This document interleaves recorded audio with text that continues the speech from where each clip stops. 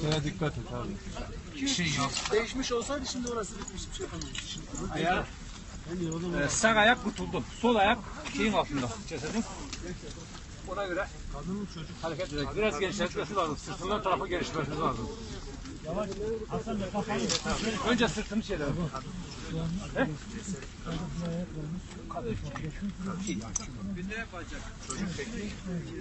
Çıkıyor. Sakin ol. Tamam mı? Hasan sen çık. Ablacığım. Tamam. Bekle. O şu travma tahtasını ver buraya. Şurayı boşalt. Şurayı boşalt. Demirlere dikkat et. Demirlere dikkat et. Abim şurayı boşaltır mısınız? Boşalt abi. Boşalt. Burada gereksizler var.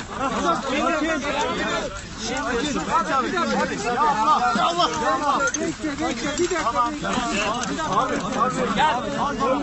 Boyunu tak. Hocam sakin olur musunuz?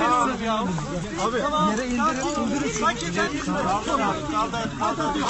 Ya Allah.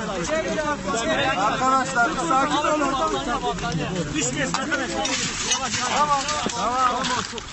Ayaklarını sol ayağına dikkat edin. Hakkı uygulamayın. Arkadaşlar yavaş.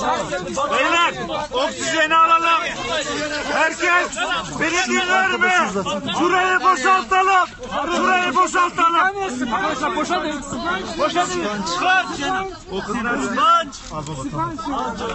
Tamam. Oksijeni ver. Bismillah. Şimdi bana söyle. O bağladıktan sonra oksijeni ver. Tamam.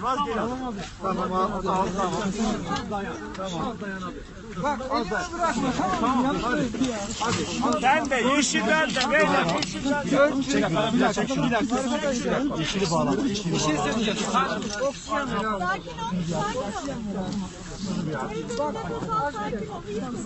Millet tek ağızdan. Kurban olayım tek ağızdan.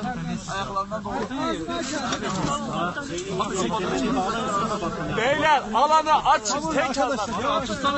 Arkadaşlar bir alanı açın. Adam nefes almıyor. Beyler hastayı indiriyoruz. Şuraya elden ele koridor açın. Hastayı indiriyoruz. Herkes yerinde sabit kalsın.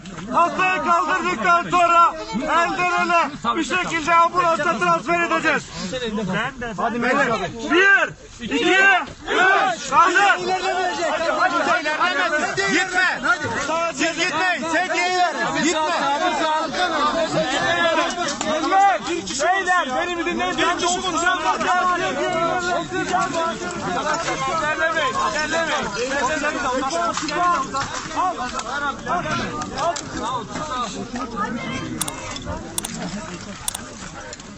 Al.